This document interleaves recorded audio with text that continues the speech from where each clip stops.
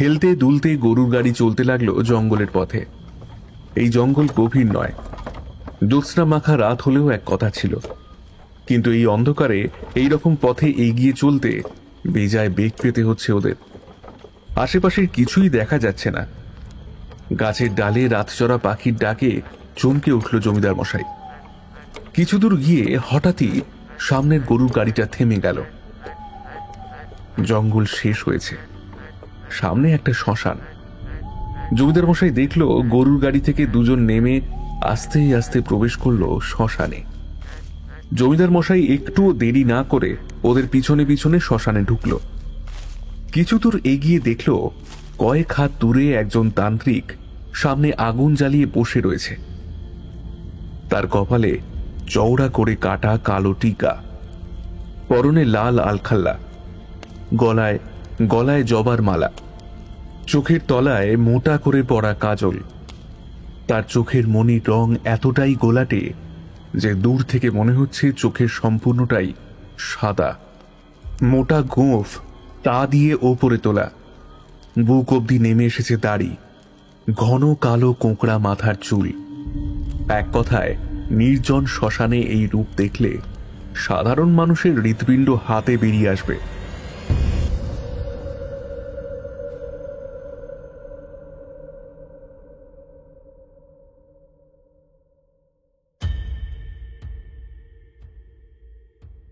Square alert অরিজিনালসের সমস্ত গল্পের update পেতে এখনই সাবস্ক্রাইব করুন আমাদের ইউটিউব চ্যানেল।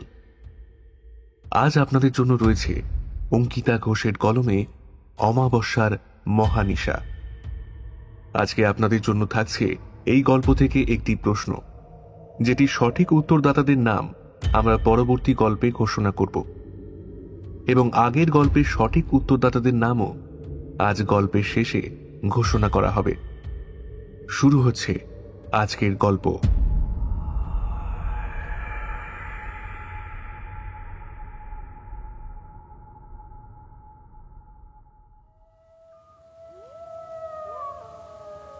নিস্তব্ধ শ্মশান।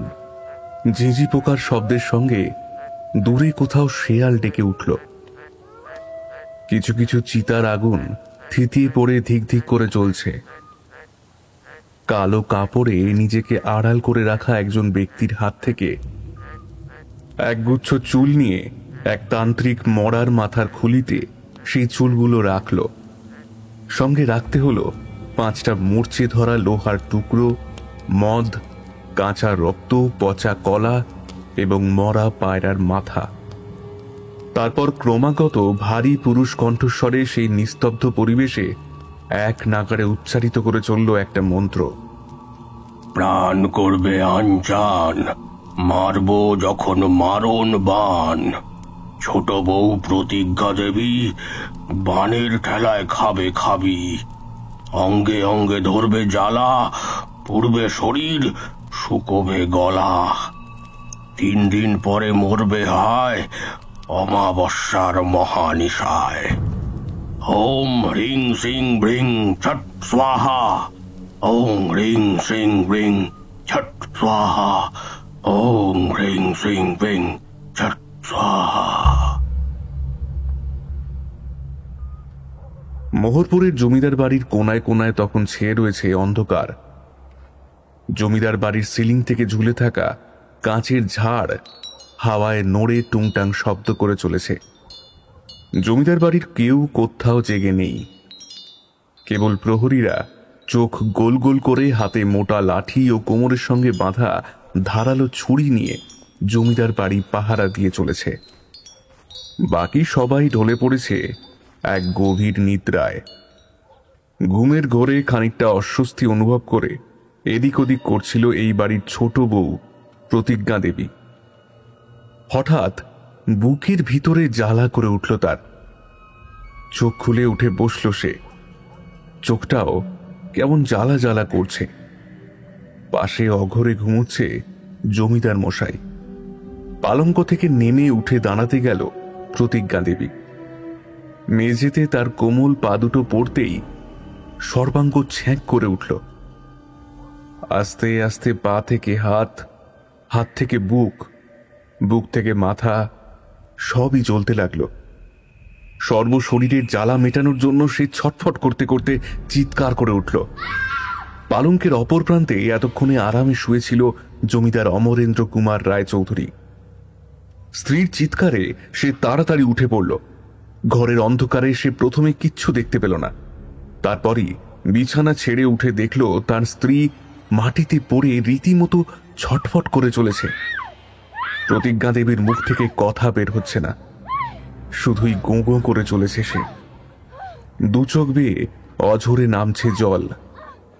মুখে চোখে অদম্য যন্ত্রণায় কোঁকিয়ে সে বলে উঠল, ওগো ওগো, তুমি আমার গায়ে জল দাও, আমার গা জ্বলে যাচ্ছে গো, বাঁচাও বাঁচাও, এই জ্বলুনি যে আমি আর সইতে পারছি না গো, জল জল জল জল জল দাও, জল দাও। প্রহরী, প্রহরী, কে কোথায় আছো? তাড়াতাড়ি এসো, জল আনো, বৈদ্য ডাকো, প্রহরী। কিছুক্ষণের মধ্যেই মোহরপুরের জমিদার বাড়িতে হই হই কাণ্ড পড়ে গেল। জলের পর জল ঢেলেও প্রতিজ্ঞা দেবীর শরীরের ভিতরের জ্বলুনি কমল না। শেষ অবধি জমিদার বাড়ির পাশের বাঁধানো জলাশয়ে সে ডুব দিল। তবুও তার সর্বাঙ্গ অদৃশ্য অগ্নির দাবদাহে ঝলসে যাচ্ছিল। সবশেষে পুরোহিত মশাই মহাকাল মন্দির থেকে চরণামৃত এনে তাকে খাওয়ালে সে শান্ত হয়। স্ত্রীকে ঘরে এনে পালঙ্কে শুইয়ে দিল জমিদার। দাসীরা প্রতিজ্ঞা দেবীর কাপড় পরিবর্তনের জন্য দৌড় বন্ধ করে দিল। জমিদার নিজের পরামর্শদাতা ও সভাসদদের সঙ্গে চিন্তিত অবস্থায় বৈঠকে আলোচনা করতে বসলেন। পুরোহিত মশাই বললেন, জমিদার মশাই, ব্যাপারটা কিন্তু আমার ঠিক মনে হচ্ছে না। ছোট রানীমার উপর মনে হয় কোনো অপশক্তির নজর পড়েছে, না হলে কোনোভাবেই তিনি চরণামৃত খেয়ে শান্ত হতেন না। ঈশ্বরের আরাধনা যারা করে তারা শয়তানি প্রভাব প্রতিষ্ঠিত করতে ব্যগ্র হয়ে ওঠে, না হলে আর লোকের ঘাড় ভেঙে পূজার্চনা করে অর্থোপার্জন করবে কি করে? এহেন কথা বলা উচিত নয়। যে বিষয়ে আমাদের জ্ঞান নেই সেই বিষয়ের অস্তিত্বকে অবমাননা করা কি উচিত আমাদের? যাকে পুরোহিত মশাই, আপনি কি বলেন? এখন আমাদের করণীয় কি?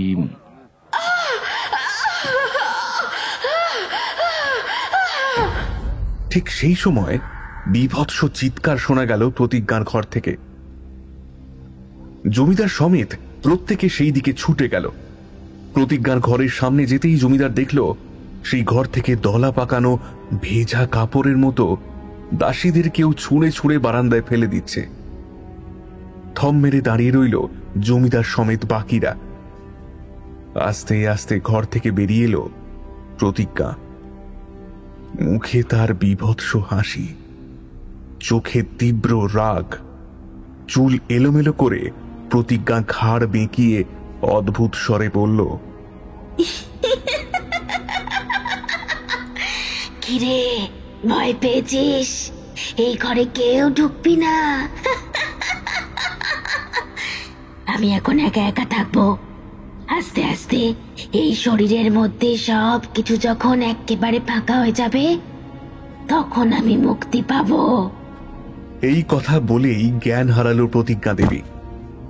তাকে পুনরায় পালঙ্কে শোয়ানো হলো। জমিদার আবারও গম্ভীর স্বরে প্রশ্ন করল, পুরোহিত মশাই, এবার আমাদের কি করা যায় বলুন তো? আমার মনে হয় একবার গুরুদেবের কাছে আপনার যাওয়া উচিত। এখন ছোট রানীমাকে তিনি ঠিক করতে পারবেন। যাত্রার ব্যবস্থা করো প্রহরী, আমি এখনই বেরোবো। কিন্তু তার আগে আমি সুধার সঙ্গে একবার দেখা করে আসি। বড় বউ সুধাময়ী মৃত্যুশয্যায় ছিল কিছুদিন আগে অবধিও, কিন্তু আস্তে আস্তে সে সামান্য সুস্থ হয়েছে। জমের দুয়ারে দাঁড়িয়ে সে বহুদিন ধরে কড়া নাড়ছে। তবুও জম যেমন দরজা খুলে দিচ্ছে না, আবার তেমনভাবেই একদম সুস্থ জীবনও ফিরতে দিচ্ছে না। জমিদার অমরেন্দ্র বড় বউয়ের ঘরে প্রবেশ করতেই তার দাসী মৌরি ঘর থেকে বেরিয়ে গেল। জমিদার বড় বউয়ের পাশে বসে ওর হাতটা ধরে বলল, সব শুনেছ আশা করি? শুনেছি, তবে কি গোলাপকে ভূতে ধরেছে নাকি? জানি না, তুমি নিশ্চিন্তে থাকো।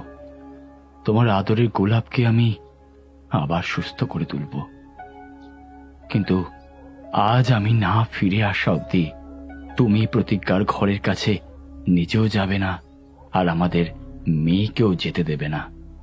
বেশ, তুমি তাড়াতাড়ি ফিরে এসো, আর আর আমার গোলাপকে সুস্থ করে তোলার ব্যবস্থা করো। জমিদার নিজে দুজন প্রহরীর সাথে রওনা দিল গুরুদেবের আশ্রমের উদ্দেশ্যে। জমিদারের সেখানে পৌঁছতে দেরি হবে, ততক্ষণে আপনাদের সকলকে কিছুদিন আগের ঘটনা বলে রাখি, তবেই আজকের এই ঘটনা বুঝতে আপনাদের সুবিধা হবে।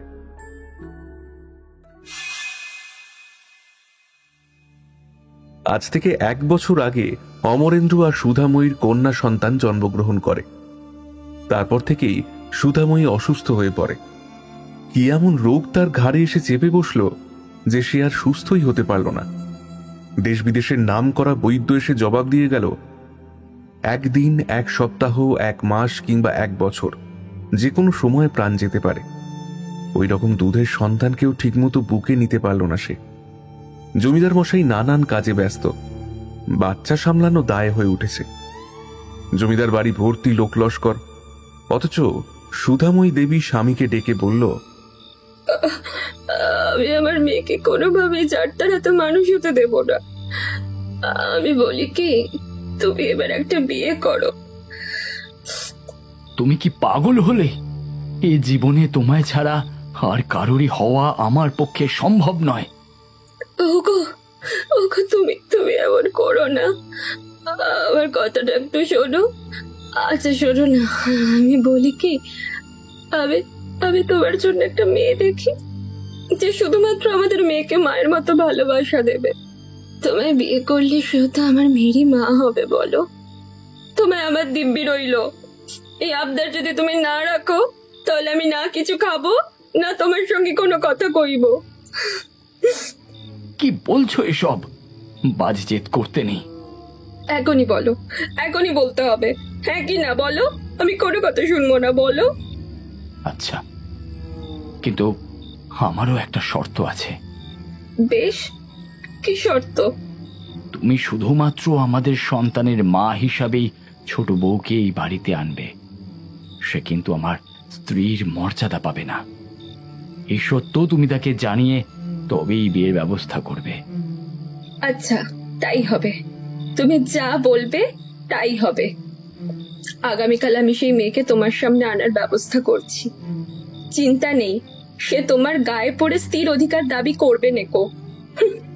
সুধাময়ী পরের দিন এক দাসীকে দিয়ে ডেকে পাঠালো নিজের বাল্যসখী প্রতিজ্ঞাকে। প্রতিজ্ঞা সুধাময়ীর বাড়ির পুরোহিত মশাইয়ের মেয়ে ছিল। ছোট থেকেই এরা অভিন্ন হৃদয়ের বন্ধু। ছোটবেলায় একটা গোলাপ ফুলকে সাক্ষী রেখে এরা দুজন সই পাতিয়েছিল, তাই একে অপরকে এরা গোলাপ বলে ডাকতেই অভ্যস্ত। কিছুদিন আগেই প্রতিজ্ঞার মা বাবা মারা যায়। তারপর মেয়েটা সম্পূর্ণ একাই জীবন কাটাচ্ছিল। এমন সময় হঠাৎ করে সইয়ের ডাক পেয়ে সে ছুটে চলে এলো জমিদার বাড়িতে। সুধাময়ীর প্রস্তাব প্রথমে সে প্রত্যাখ্যান করে দিল, কিন্তু পরে সুধাময়ীর দিব্যি নামক অস্ত্র এবং মরা মুখ দেখার হুমকিতে প্রতিজ্ঞা রাজি হয়। কিছুদিনের মধ্যেই জমিদার মশাইয়ের দ্বিতীয় বিবাহ সম্পন্ন হয়। জমিদার বাড়িতে প্রবেশ করে ছোট বউ প্রতিজ্ঞা। আনন্দের ঢেউ বইছে জমিদার বাড়িতে, কিন্তু সেই ঢেউতে দুজন মানুষ ভেসে উঠতে পারছে না। একজন হলো জমিদার মশাইয়ের সৎ ভাই ভূপেন্দ্র। সে ভেবেছিল বড় বউ মরলে জমিদার আতপাগল হয়ে জমিদারি ত্যাগ করবে এবং সেই সুযোগে সে সমগ্র সম্পত্তি দখল করবে। কিন্তু এই যে উল্টো বিপদ, বড় বউ মরলেও জমিদারকে মানসিক জোর দেওয়ার জন্য যে আরো একজন চলে এলো। দ্বিতীয় জন হলো জমিদার মশাইয়ের শালিকা, অর্থাৎ বড় রানী সুধাময়ীর একমাত্র বোন প্রাণময়ী।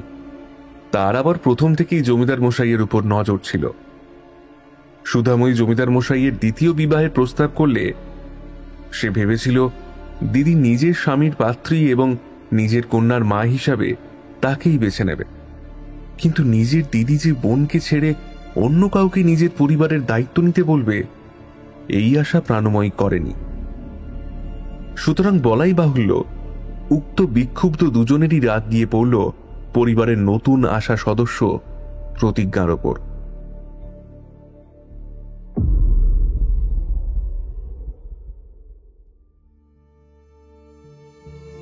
কেটে গেল 1 বছর। এই 1 বছরের মৃত্যুবরণ না করে সুধাময়ী নিজের সখী গোলাপের যত্নে সামান্য সুস্থ হয়ে উঠল। যদিও সে আজ নিশ্চিন্ত, মরতে তার আর ভয় নেই। প্রতিজ্ঞা কেবল তার মেয়েকে নয়, বরং নিজের মিষ্টি স্বভাবে ধীরে ধীরে জমিদার মশাইয়েরও মন জয় করেছে। সব যখন ঠিক হয়ে আসছে, তখনই কোথা থেকে যেন কি হয়ে গেল। আজ হঠাৎই প্রতিজ্ঞার শরীরের এইরকম পরিবর্তনের কারণ কি তা বোঝা গেল না। সত্যি কি তার উপর কোনো অপশক্তির নজর পড়েছে? সত্যি কি তার উপর প্রেত ভর করেছে? সেই সব প্রশ্নের উত্তর পাওয়ার জন্যই জমিদার মশাই স্বয়ং এসে হাজির হয়েছেন বিশ্বেশ্বর ঠাকুরের আশ্রমে। সব শুনে বিশ্বেশ্বর ঠাকুর বলল, চলুন জমিদার মশাই, আমরা বেরিয়ে পড়ি। এখনই আমাদের ছোট বৌমার কাছে যাওয়া উচিত। যদি সত্যি ওনার উপর ভূত ভর করে থাকে, তাহলে কেন, কি জন্যে এবং এর থেকে মুক্তির উপায় কি, সেটা আমাদের জানতে হবে। জমিদার মশাই ও বিশ্বেশ্বর ঠাকুর দুজনেই যখন জমিদার বাড়ির উদ্দেশ্যে রওনা দিল, তখন সন্ধে হয়ে এসেছে। একদিকে যখন জমিদার মশাই প্রতিজ্ঞা দেবীর প্রাণ বাঁচানোর জন্য এত কিছু করছে, ঠিক তখনই তার চোখের আড়ালে আবার সেই ব্যক্তি সেই নির্জন শ্মশানে তান্ত্রিকের সামনে বসে তার দিকে এগিয়ে দিল একটা শাড়ির ছেঁড়া অংশ। তারপরই ভারী পুরুষ কণ্ঠস্বরে এক নাগাড়ে উচ্চারিত হলো সেই মন্ত্র, প্রাণ করবে আনচান, মারব যখন মারণ বান। ছোট বউ প্রতিজ্ঞা দেবী, বানের খেলায় খাবে খাবি। অঙ্গে অঙ্গে ধরবে জ্বালা, পুড়বে শরীর, শুকোবে গলা। 2 দিন পর মরবে হায়, অমাবস্যার মহানিশায়। ওং হ্রিং সিং ভ্রিং হট স্বাহা, ওং হ্রিং ভ্রিং সিং ছট স্বাহা, ওং হ্রিং ভ্রিং ভ্রিং ছট স্বাহা।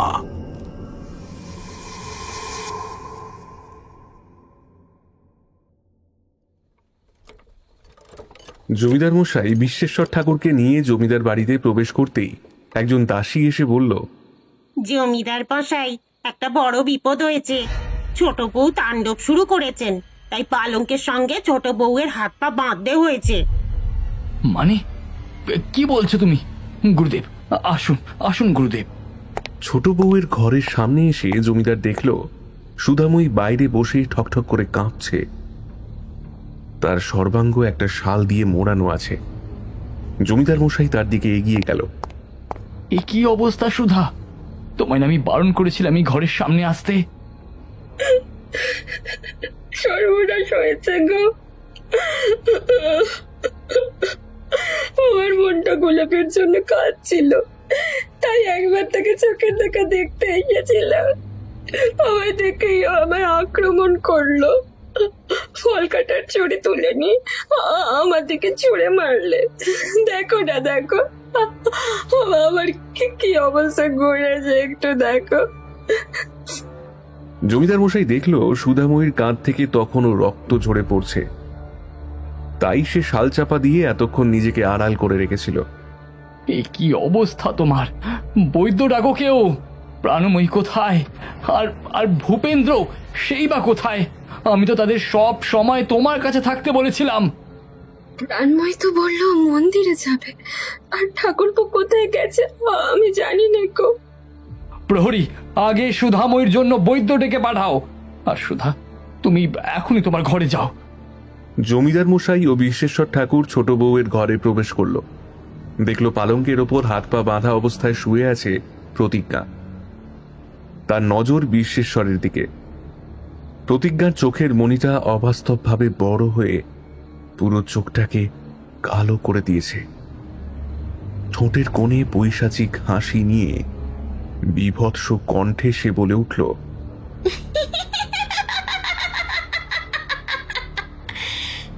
আরে গুরুদেব যে প্রণাম নেবেন। এই যা, হাতটা যে বাঁধা, কি করে প্রণাম করি বলুন তো? তুই কে? কেন এই মেয়েটাকে কষ্ট দিচ্ছিস? বেশ করেছি, দেখবি আরো কষ্ট দেব, দেখবি দেখবি, হ্যাঁ দেখবি। কথা বলতে বলতে প্রতিজ্ঞার সর্বশরীর কাঁপতে লাগলো, সঙ্গে পালঙ্কটাও থরথর করে কেঁপে উঠল। হঠাৎই ওর গলা দিয়ে বেরিয়ে এলো তীব্র যন্ত্রণার স্বর।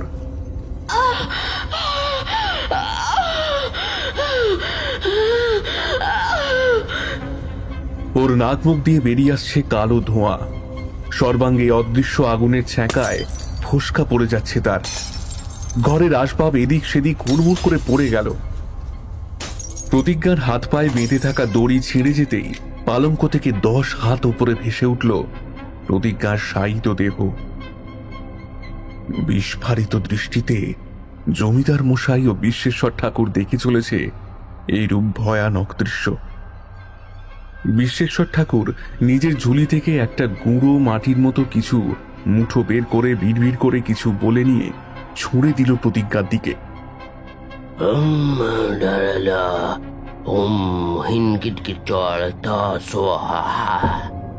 জুপ করে প্রতিজ্ঞা আবার পালঙ্কে পড়ে গেল। তারপর চোখ কপালে তুলে শরীরটা ধনুকের মতো বেঁকিয়ে বিড়বিড় করে বলে চলল, অঙ্গে অঙ্গে ধরবে জ্বালা, পড়বে শরীর, শুকোবে গলা, 2 দিন পরে মরবে হায়, অমাবস্যার মহানিশায়। এসবও কি বলছে গুরুদেব? আগামীকাল অমাবস্যা, সেই দিনই ছোট বৌমার শেষ দিন হতে চলেছে জমিদার মশাই। আপনি কিছু করুন গুরুদেব, বের করুন ওর শরীর থেকে ওই বদমাইশ আত্মাকে। আগে ওনার শরীরে এখন ওনার নিজস্ব আত্মা ছাড়া আর কোনো আত্মা নেই। কি বলছেন কি আপনি? তাহলে এরকম করছে কেন? ওনাকে বান মারা হয়েছে জমিদার মশাই।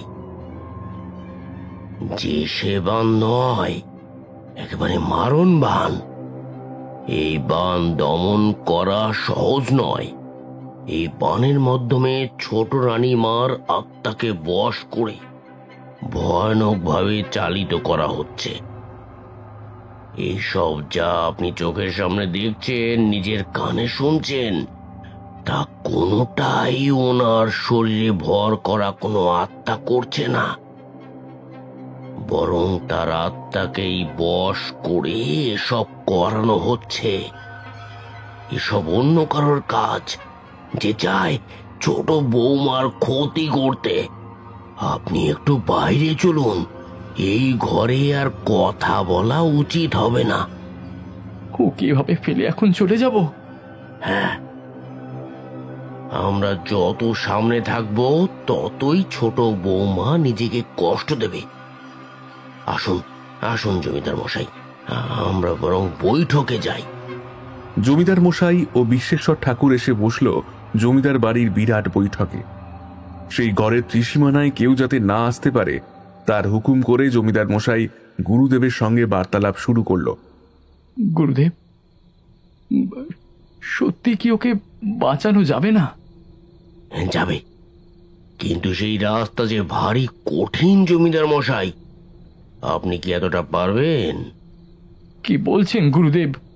ও আমার জন্য, আমার পরিবারের জন্য কত কিছু করেছে জানেন? নিজের সব শখ ত্যাগ করে শুধুমাত্র নিজের বন্ধুর জন্য আমায় বিয়ে করেছিল। যখন আমি ওকে একটুও ভালোবাসা দিতে পারিনি, তখনও মুখ ফুটে ওকে অভিযোগ করতে দেখিনি আমি কোনোদিনও। আমার আর সুধার সন্তানকে বুকে আগলে রেখেছিল। সুধাকেও যত্ন করে এতদিন জমের সঙ্গে লড়াই করে চলেছে। ওর এই সরল স্বভাব, মিষ্টি ব্যবহার, অমায়িক আচরণে কবে যে ওকে ভালোবেসে ফেললাম আমি বুঝতেও পারিনি। এই তো কদিন সত্যি ওকে স্ত্রী হিসাবে গ্রহণ করেছিলাম, কিন্তু হঠাৎ করে যে ওর কি হয়ে গেল, কে যে ওর এত বড় ক্ষতি করতে চাইছে, আমি তো সেটাই বুঝতে পারছি না। বুঝতে যে হবেই জমিদার মশাই, আপনি কি সত্যি কাউকে সন্দেহ করেন না? সত্যি কি এমন কেউ নেই যে আপনার স্ত্রীর ক্ষতি করতে পারে? জমিদার মশাই মাথা নিচু করে বসে রইল। মুখ ফুটে সে মনের ভিতরের সন্দেহকে বাইরে টেনে বের করে আনল না। বিশ্বেশ্বর ঠাকুর তার পাশে বসে বলল, আমি জানি এই সব আপনার পারিবারিক ব্যাপার, কিন্তু তা বলে কি এই সময় আপনি সব বুকের ভেতরে চেপে রাখবেন? এখন মুখ না খুললে যে ছোট বৌমাকে বাঁচাতে পারবেন না। বলছি গুরুদেব, আমি সমস্তটা বলছি। আপনি ঠিকই বলেছেন। আসলে এক্ষেত্রে আমার দুজনকে সন্দেহ হয়। আমার ভাই ভূপেন্দ্র আর সুধার বোন প্রাণময়ী, ওরা দুজনেই আমার দ্বিতীয় সংসারের আশা করেনি এবং এতে যে ওদের বেজায় ক্ষতি হয়েছে তাও অস্বীকার করা যায় না।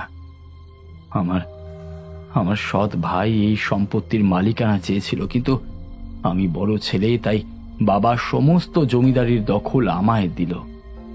আমার প্রথম স্ত্রী যখন মরো তখন একদিন আমি ভূপেন্দ্রকে ডেকে বলেছিলাম, সুধা মারা গেলে আমি আমার মেয়েকে নিয়ে দূরে কোথাও চলে যাব। তখন ও যেন এই সম্পত্তির ভার গ্রহণ করে। ভূপেন্দ্র যে এই প্রস্তাবে বেজায় খুশি হয়েছিল তা আমি বুঝতে পেরেছিলাম, কিন্তু আমার দ্বিতীয় বিয়ের পর ওর এই আশা ভঙ্গ হলো। আমি লক্ষ্য করতাম প্রতিজ্ঞার সঙ্গে ও খুব খারাপ আচরণ করত। দ্বিতীয়ত, আমার শ্যালিকা প্রাণময়ী, ওর চরিত্রে দোষ আছে। ও প্রথম থেকেই আমার উপর বিশেষ নজর দিয়ে বসেছিল। আকার ইঙ্গিতে আমি ওকে অনেক বুঝিয়েছি, কিন্তু ওই মেয়ে কথা শোনার পাত্রী নয়। অনেকবার বলা সত্ত্বেও সুধা আমার কথায় বিশ্বাস না করে ওকে এই বাড়িতেই রেখে দিয়েছিল। যখন সুধা আমার দ্বিতীয় বিবাহের প্রসঙ্গ তুলে প্রাণময়ীকে ছেড়ে প্রতিজ্ঞাকে পাত্র হিসাবে বেছে নিল, তখন প্রাণময়ীর সমস্ত রাগ গিয়ে পড়ল প্রতিজ্ঞার ওপর। এই 1 বছরে ও এমন অনেক কাজ করেছে যাতে প্রতিজ্ঞা আমার চোখে ছোট হয়ে যায়, কিন্তু প্রত্যেকবারই প্রতিজ্ঞা নিজেকে নির্দোষ প্রমাণ করেছে। এত কিছুর পরও সুধার মুখ চেয়ে আমি প্রাণময়ীকে বিতাড়িত করতে পারিনি। এখন মনে হচ্ছে সেটা করে দিলেই হয়তো ভালো হতো। আমার জন্যই প্রতিজ্ঞাকে আজ এত কিছু সহ্য করতে হচ্ছে। না জমিদার মশাই, এই বান পৃথিবীর যে কোনো কোণে বসেই মারা যায়। সুতরাং যার ক্ষতি করা হচ্ছে সে এমনিও ক্ষতি করত, এতে আপনার কোনো দোষ নেই। তবে এই বান নিষ্ক্রিয় করতে হলে কে কখন কোথা থেকে এই বান মেরেছে সেটা জানতে হবে। কাল অমাবস্যা, অর্থাৎ মারণ বানের 3য় দিন। সাধারণত ছোট বোমার ব্যবহার করা কোনো বস্তু নিয়ে আগামীকাল আবার সেই ব্যক্তি বাইরে বার হবে শেষ প্রহার করার জন্য। আপনাকে একটু কঠিন কাজ করতে হবে জমিদার মশাই। আপনি যা বলবেন আমি তাই করব গুরুদেব। বলুন আমাকে কি করতে হবে। বিশ্বেশ্বর ঠাকুর অনেকক্ষণ ধরে নিজের পরিকল্পনা বুঝিয়ে বলল জমিদার মশাইকে। সব শেষে জমিদারকে সাবধান করে সে বলল, দেখবেন জমিদার মশাই, ঘুণাক্ষরেও এই কথা যেন না জানতে পারে অন্য কেউ। আমরা অপরাধীদের সতর্ক করতে পারি না, তাই নিজের প্রিয় থেকে প্রিয়তম কাউকেও কিছু বলবেন না। অনেক রাত হলো, এবার আপনি শুতে যান, কিন্তু যাওয়ার আগে অবশ্যই ছোট বৌমার ঘরের দরজাটা সামান্য শব্দ করে খুলে দেবেন। আপনি নিশ্চিত তো গুরুদেব? এতে কারুর বিপদ হবে না তো? প্রতিজ্ঞা কিন্তু এখন নিজের মধ্যেই নেই, ও সবার ক্ষতি করতে চায়। চিন্তা করবেন না জমিদার মশাই, ছাড়া পেলে সে সবার আগে আজ আমায় শেষ করতে আসবে। বিশ্বেশ্বর ঠাকুর অতিথিশালায় চলে গেল। জমিদার মশাই বিশ্বেশ্বর ঠাকুরের কথা অনুযায়ী ঘরে যাওয়ার আগে ঠুক শব্দ করে ছোট বউয়ের ঘরের দরজা খুলে দিল। ঘরে শুয়ে থাকা প্রতিজ্ঞা এক ঝটকায় ঘাড় ফিরিয়ে দরজার দিকে তাকালো। মুখে নির্মম হাসির রেখা ফুটে উঠল তার। আস্তে আস্তে সে খাট থেকে নেমে বিড়ালের মতো পায়ে একটুও শব্দ না করে দরজার দিকে এগিয়ে গেল।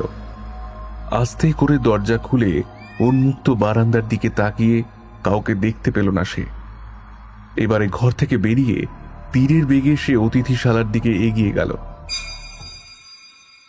বিশ্বেশ্বর ঠাকুর ঘরের দোরে খিল দেয়নি। রুদ্রাক্ষের মালা হাতে নিয়ে সে চোখ বন্ধ করে ঘুমানোর নাটক করে রইল। ঘরের দোর খুলে কেউ ভিতরে প্রবেশ করল। দাঁতে দাঁত চিপে বিশ্বেশ্বর ঠাকুর চোখ বন্ধ করে রইল। কানের কাছে একজনের ঠান্ডা নিঃশ্বাস অনুভব করল সে। তারপরই কেউ বিভৎস স্বরে অথচ ফিসফিসানি সুরে বলে উঠল, অঙ্গে অঙ্গে ধরবে জ্বালা, পড়বে শরীর, শুকোবে গলা, 2 দিন পরে মরবে হায়, অমাবস্যার মহানিশায়।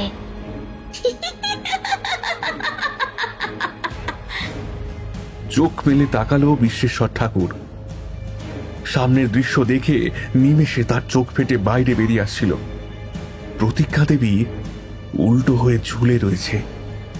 তার বিভৎস কালো মুখটা বিশ্বেশ্বর ঠাকুরের মুখের সামনে রয়েছে। বিশ্বেশ্বর ঠাকুরকে ভয় পেতে দেখে সে বলল, কি রে বুড়ো, ভয় পাচ্ছিস নাকি? কাল যেমন তোদের ছোট বউকে শেষ করব, আজ তেমন করে তোকে শেষ করতে এসেছি। সঙ্গে সঙ্গে প্রতিজ্ঞা গলা টিপে ধরল বিশ্বেশ্বর ঠাকুরের। ছটফট করতে করতে বিশ্বেশ্বর ঠাকুর নিজের হাতের রুদ্রাক্ষের মালাটা শক্ত করে ধরে কোনো রকমে উচ্চারণ করল, ওম ক্রাঙ্কম যজামহে সুগন্ধিম পুষ্টিবর্ধনম উর্বারুকমিবি বন্ধুনা মুদ্রস্মৃতি মিতোদ্ধার। ছিটকে সরে গেল ছোট বউ প্রতিজ্ঞা। ঘরের এক কোণে বসে আহত বাঘিনীর মতো সে তার কালো দু চোখের বিভৎস দৃষ্টি নিয়ে হাঁটু মুড়ে তাকিয়ে রইল বিশ্বেশ্বর ঠাকুরের দিকে। প্রতিজ্ঞার মুখ থেকে বেরিয়ে আসছে লালা। খাট থেকে নেমে বিশ্বেশ্বর ঠাকুর মালা জপতে জপতে এগিয়ে যাচ্ছিল প্রতিজ্ঞার দিকে। যতই সে এগোয় ততই যেন প্রতিজ্ঞা সিটিয়ে দেওয়ালে মিশে যায়। খাঁচায় ধরা পড়লে বাঘ যেভাবে গোঙায়, হাঁপাতে হাঁপাতে সে বলল,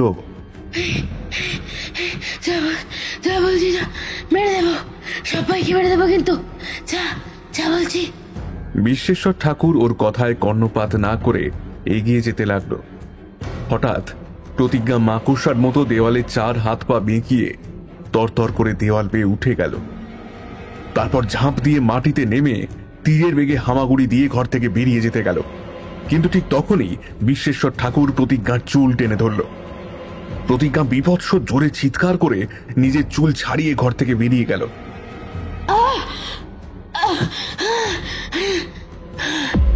কিন্তু ততক্ষণে একগুচ্ছ চুল বিশ্বেশ্বর ঠাকুরের হাতে চলে এসেছে।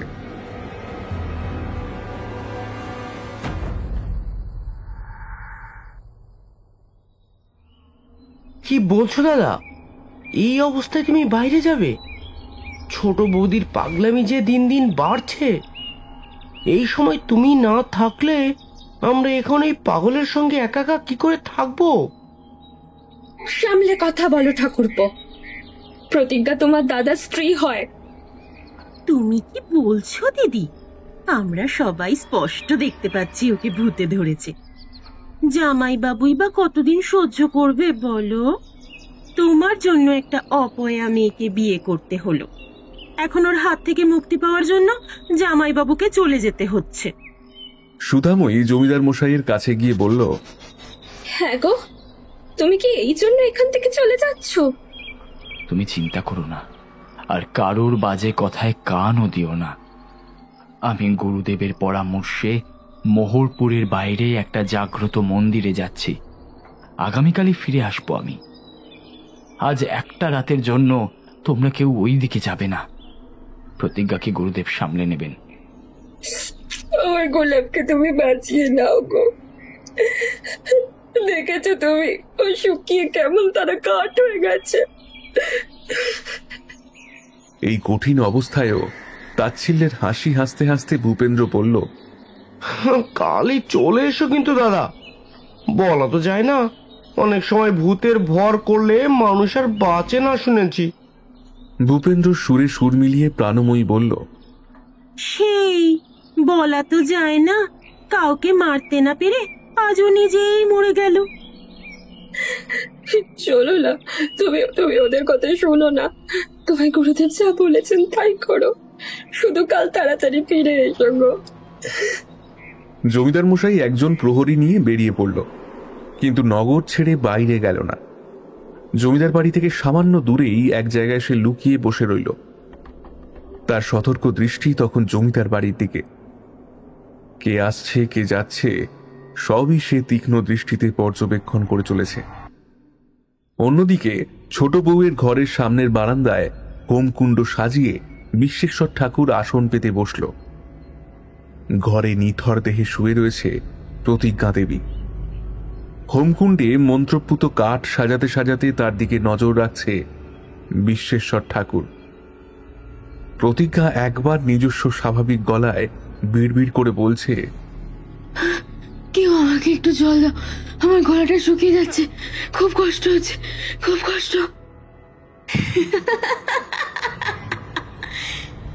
অঙ্গে অঙ্গে ধরবে জ্বালা, পড়বে শরীর, শুকোবে গলা, 2 দিন পরে মরবে হায়, অমাবস্যার মহানিশায়।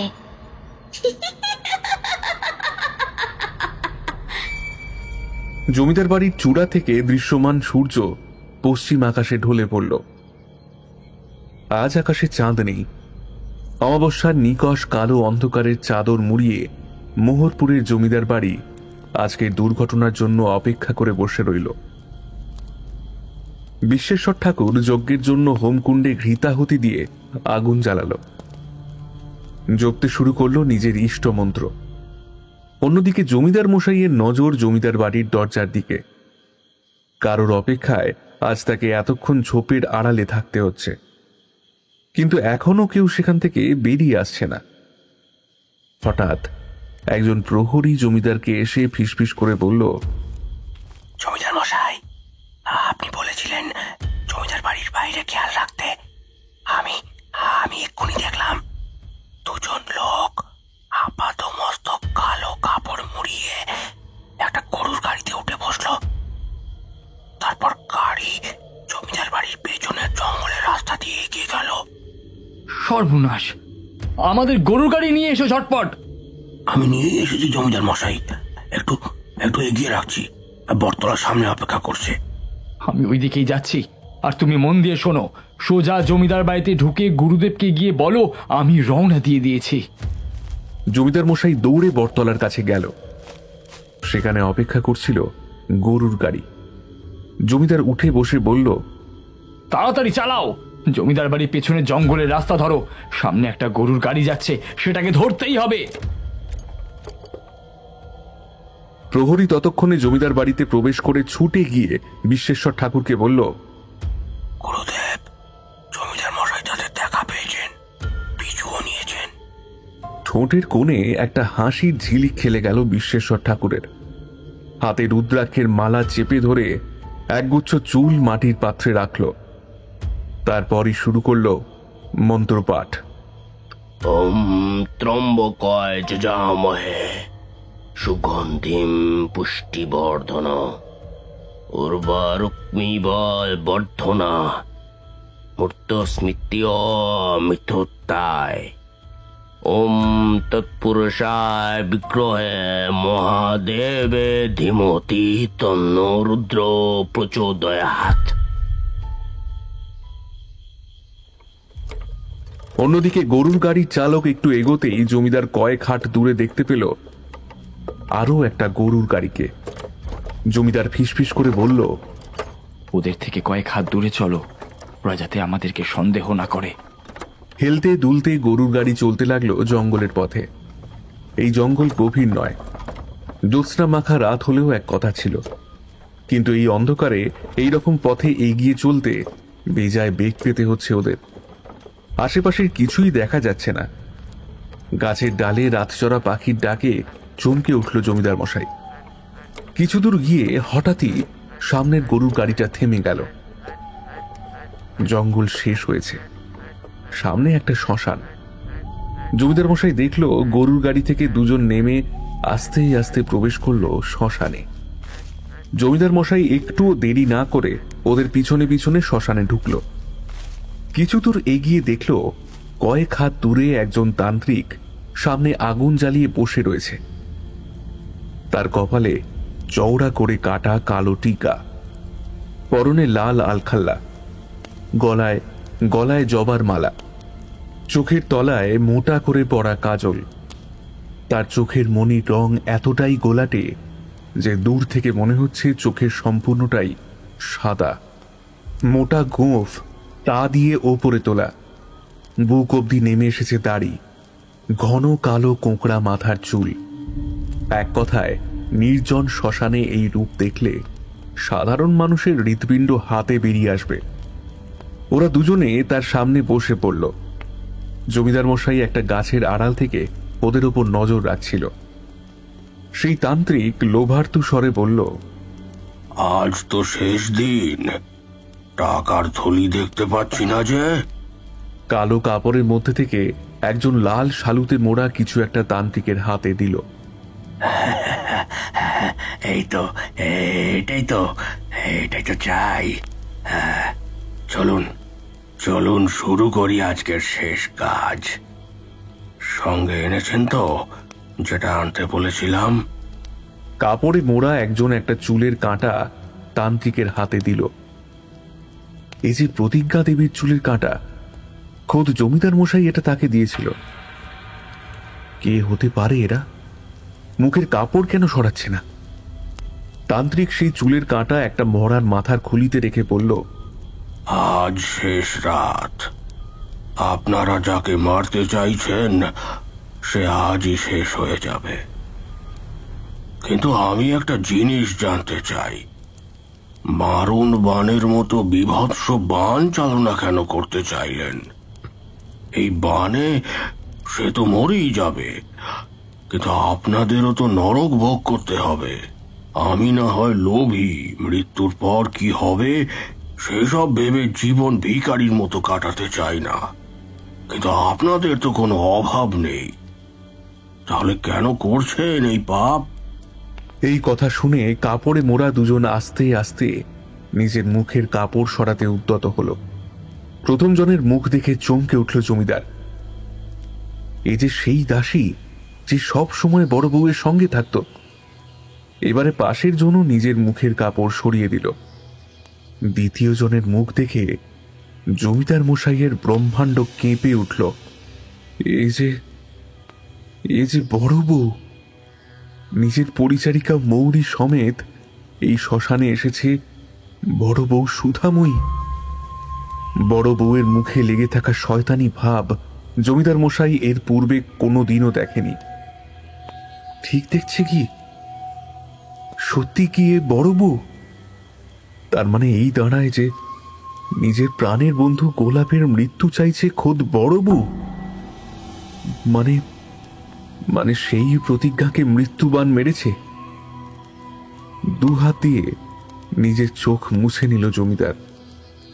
সে এখনো সামনের দৃশ্যকে মেনে নিতে পারছে না। আবার তান্ত্রিক বলে উঠল, নিজেই তো আপনি আপনার এই শরীরের সঙ্গে জমিদার মশাইয়ের বিবাহ দিয়েছিলেন, তাহলে আজ আপনি ওকে মারতে চাইছেন কেন?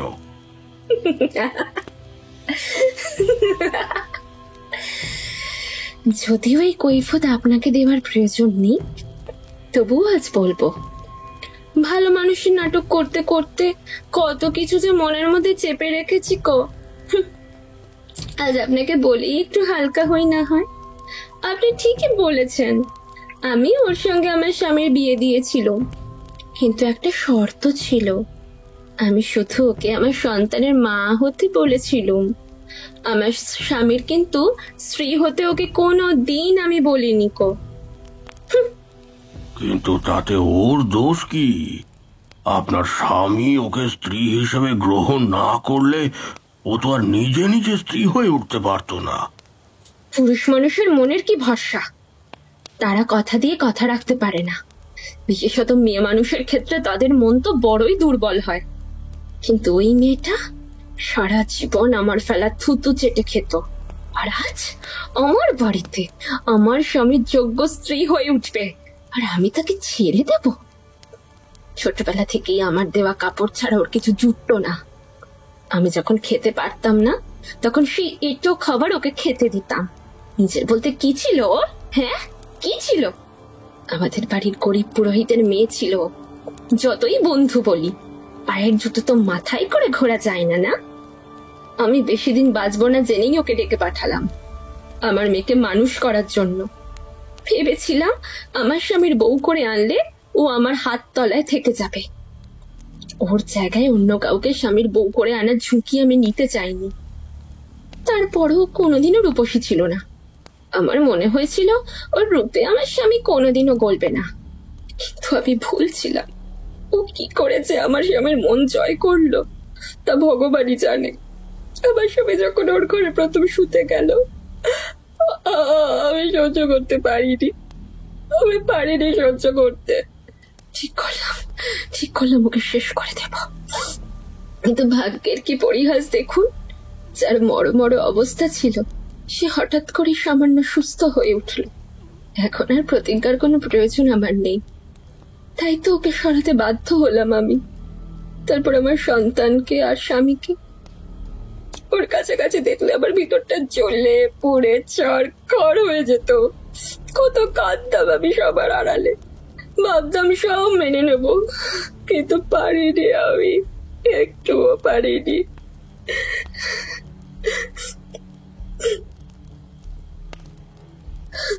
আমার কষ্ট আমার ওই দাসী বুঝতে পারলো, তাইও আপনার কাছে আমায় নিয়ে এলো। আপনি যা যা বলেছেন আমি তাই জোগাড় করেছি। প্রথমে ওর মাথার চুল, গতকাল ওর শাড়ির ছেঁড়া অংশ, আর আজ ওর চুলের কাঁটা। এই সোনার কাঁটাটা কিন্তু ওর খুব প্রিয়। আজ ওর শেষ দিন। ওই বুড়ো গুরুদেব কিচ্ছু ধরতে পারেনি। সে তো আমার স্বামীকে কোন মন্দিরে পাঠিয়েছে ঠাকুরের আশীর্বাদ আনতে। ভালোই হয়েছে, ও থাকলে অনেক বাধা আসতো, কিন্তু আজ তো কাজ অনেক সহজ হয়ে গেল। পরপর 2 দিন ওর চোখের আড়ালে বেরোতে খুব অসুবিধে হচ্ছিল, আজ আর সেটা হয়নি। নিন, এবারে আপনি তো সব প্রশ্নের উত্তর পেয়ে গেছেন আশা করি। এবারে বানটা মারুন দেখি, শেষ প্রহারটা করুন। জমিদারের ছোট গিন্নির গল্পটা আজ একেবারের জন্য, একেবারে জন্মের মতো শেষ করে দিন। তান্ত্রিক মন্ত্র বলতে বলতে মরার মাথার খুলি বাম হাতে নিয়ে ডান হাতে সোনার কাঁটা নিয়ে বলল, প্রাণ করবে আনচান, মারব যখন মারণ বান। ছোট বউ প্রতিজ্ঞা দেবী, বানের ঠেলায় খাবে খাবি। অঙ্গে অঙ্গে ধরবে জ্বালা, পুড়বে শরীর শুকাবে গলা। আজ রাতে মরবে হায় অমাবস্যার মহানিশায়। ওং হ্রিং শ্রিং ভট সৎ স্বাহা, ওং হ্রিং শ্রিং ভং ভট স্বাহা, ওং হ্রিং শ্রিং হ্রিং ছট স্বাহা। এই বলে যখন মরার মাথার খুলি আগুনে রাখতে যাবে তখনই জমিদার মশাই গাছের আড়াল থেকে দৌড়ে এসে ঝাঁপিয়ে পড়ল তান্ত্রিকের ওপর। তান্ত্রিকের হাত থেকে ছিটকে পড়ে গেল খুলিটা। হঠাৎ দাউ দাউ করে আগুনটা আকাশের দিকে উঠল এবং ঠিক সেই মুহূর্তে অন্যদিকে নড়ে উঠল প্রতিজ্ঞার নিথর দেহ। প্রতিজ্ঞার দেহ নড়তে দেখে বিশ্বেশ্বর ঠাকুর নড়ে চড়ে বসল। আগুনে ঘৃতাহুতি দিয়ে জোরে জোরে সে বলতে শুরু করলো, ওম হং জুসং, ওম হং জুসং, ওম হং জুসং।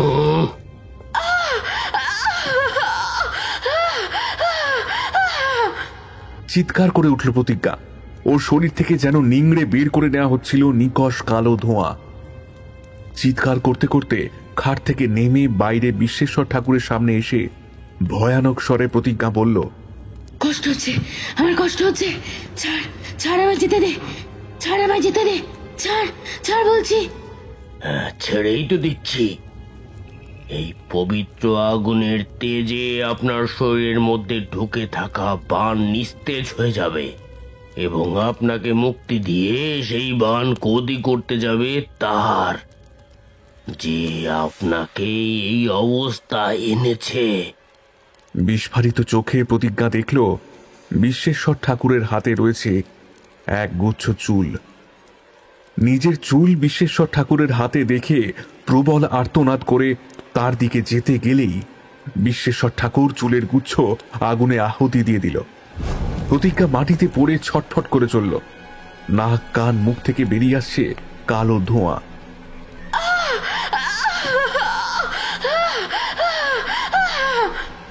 প্রতিজ্ঞার ভয়ানক চিৎকার শুনে জমিদার বাড়ির সবাই সেখানে এসে হাজির হলো। সম্পূর্ণ কালো ধোঁয়া বেরিয়ে গেলে প্রতিজ্ঞার মুখ থেকে কালচে রক্ত বেরিয়ে এলো। ওরকম কালো রক্ত দেখে ভয়েতে জমিদার বাড়িতে হই হই পড়ে গেল। তারপরই জ্ঞান হারালো প্রতিজ্ঞা।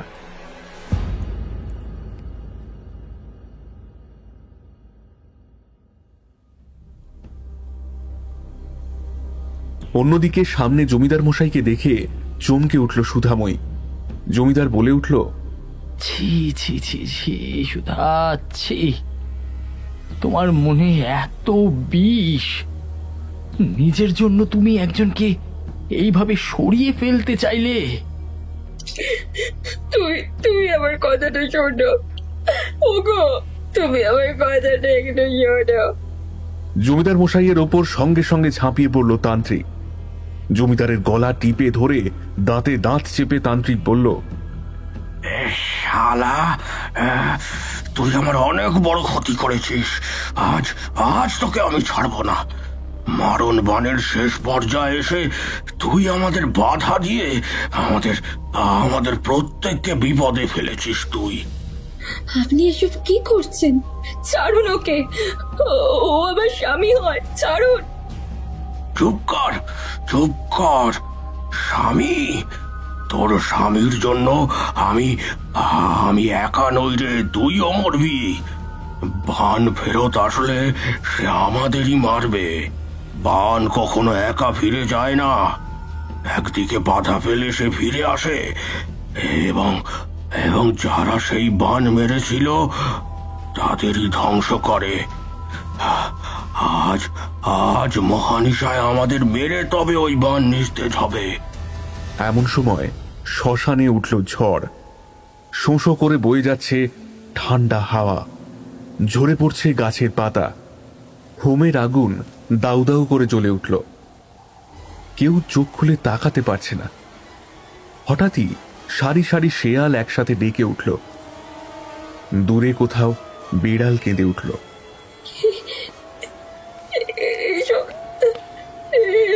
কি হচ্ছে? কি হচ্ছে? কি হচ্ছে? কি হচ্ছে? ও এসে গেছে, ও এসে গেছে আমাদের মারতে। ও! হঠাৎ গাছের গুঁড়ি পায়ে জড়িয়ে তান্ত্রিককে উল্টো করে কেউ ঝুলিয়ে দিল। তান্ত্রিক বাঁচার জন্য ছটফট করতে লাগলো। এমন সময় জমিদারের চোখ গেল সুধাময়ীর পাশে দাঁড়ানো মৌরীর দিকে। মৌরীর সারা শরীর তখন থরথর করে কাঁপছে। ওর দৃষ্টি ভয়ানক। গা হাত পা আস্তে আস্তে কালো হয়ে গেছে তার, যেন কেউ তাকে বশ করে ফেলেছে। তান্ত্রিক ওর দিকে তাকিয়ে চিৎকার করে বলল, বান ফিরে এসেছে, ওর শরীরে আশ্রয় নিয়ে আমাদের ক্ষতি করবে। তান্ত্রিকের আসনের ওপর একটা ধারালো ছুরি তুলে নিয়ে মৌরি এগিয়ে যাচ্ছিল তান্ত্রিকের দিকে। দাঁত কড়কড় করতে করতে সে বলে চলল, অঙ্গে অঙ্গে ধরবে জ্বালা, পুড়বে শরীর, কাটব গলা। আজ তোরা মরবি, আয় অমাবস্যার মহানিশায়।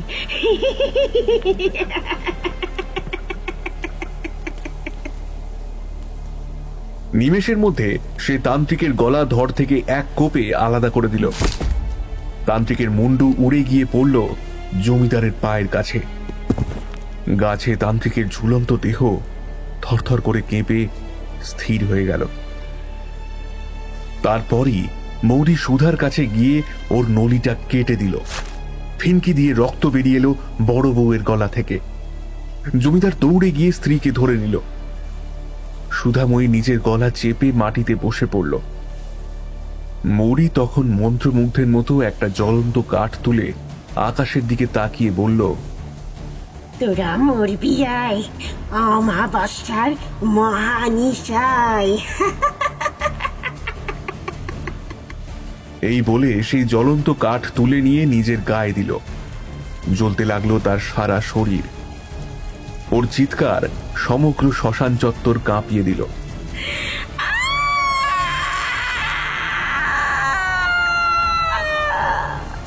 মহানিশা কেটে গেল। জমিদার মশাইয়ের সামনে 3 জন মানুষের মৃত্যু হয়েছে। তার মধ্যে একজন তার স্ত্রী। সুধাময়ীর মৃতদেহ কোলে নিয়ে জমিদার মশাই চুপ করে বসে রইল। দূরে অনেক পদশব্দ ভেসে আসছে। যে গরুর গাড়ির চালক জমিদার মশাইকে দিতে এসেছিল সে বাইরে থেকে শ্মশানের ভিতরে হইচই শুনে জমিদার বাড়িতে খবর দিতে চলে যায়। জমিদার বাড়ির লাঠিয়াল নিয়ে প্রহরীরা সেই শ্মশানে এসে উপস্থিত হয় এবং প্রত্যক্ষ করে সেই মর্মান্তিক দৃশ্য। একজনের গলা কাটা লাশ গাছ থেকে ঝুলছে। তার কাটা মাথা পড়ে আছে মাটিতে। অন্যদিকে পড়ে আছে মৌরির জ্বলে যাওয়া দেহ। এছাড়াও বড় বউ সুধাময়ীর মৃতদেহ নিয়ে জমিদার অসহায়ভাবে বসে রয়েছে। তার দৃষ্টি স্থির। এতগুলো ঝড় যেন সে সামলে উঠতে পারেনি।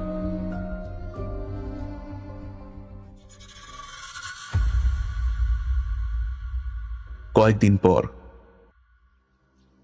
প্রতিজ্ঞা, প্রতিজ্ঞা, চোখ মেলে দেখো একটু।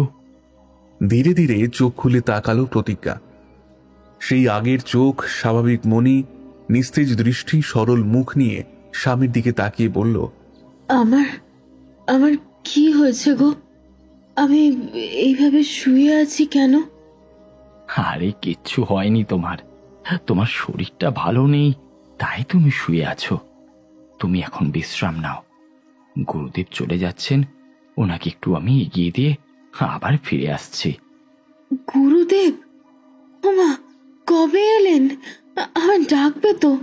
আমি কতক্ষণ ঘুমিয়ে চলেছি কি জানে। আচ্ছা, গোলাপ ভালো আছে তো? ওর শরীরটা যে বড্ড খারাপ থাকে। বিশ্রাম নাও, আমি ফিরে আসছি খুব তাড়াতাড়ি। অনেক কথা আছে তোমার সাথে, সব বলবো তোমাকে।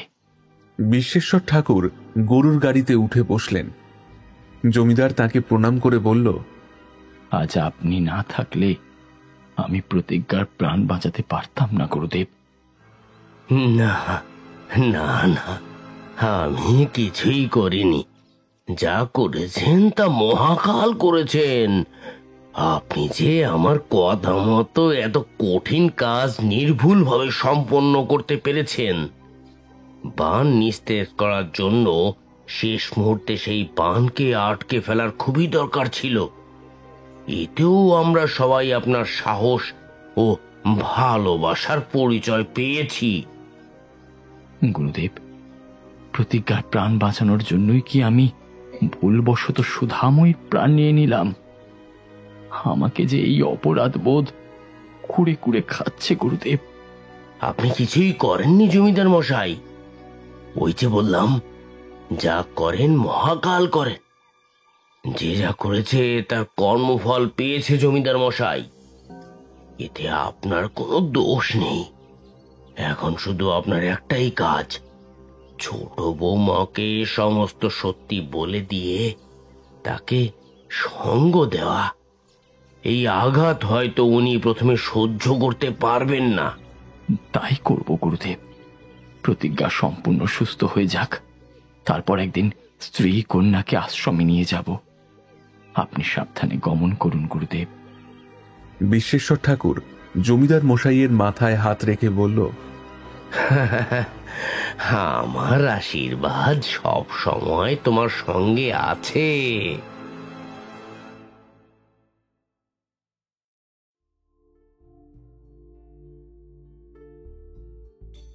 আজকে আপনাদের জন্য যে প্রশ্নটি রয়েছে সেটি হল, সুধাময়ী ও প্রতিজ্ঞা দুজন দুজনাকে কেন গোলাপ বলে ডাকত? সঠিক উত্তরদাতাদের নাম শোনানো হবে পরবর্তী গল্পে, এবং সঠিক উত্তরের নিচে আপনার নাম এবং আপনি কোথা থেকে বলছেন সেটা অবশ্যই লিখবেন। কাকবুড়ির থান এই গল্পের থেকে যে প্রশ্নটি ছিল তার সঠিক উত্তরদাতাদের নাম হল মিঠুন, বলেছেন হাওড়া সাঁতরাগাছি থেকে। আশিস বলেছেন বর্ধমান থেকে। শঙ্কর মণ্ডল বলেছেন বারুইপুর থেকে। ব্যারাকপুর থেকে বলেছেন ব্রততী বোস। মীনাক্ষী তালুকদার বলেছেন ব্যাঙ্গালোর থেকে। এছাড়াও রয়েছে সোদপুর থেকে অভিক রায়। আজ তাহলে এই পর্যন্তই। আগামী গল্প আসছে খুব শীঘ্রই। ততক্ষণের জন্য সবাই ভালো থাকুন এবং গল্প শুনুন।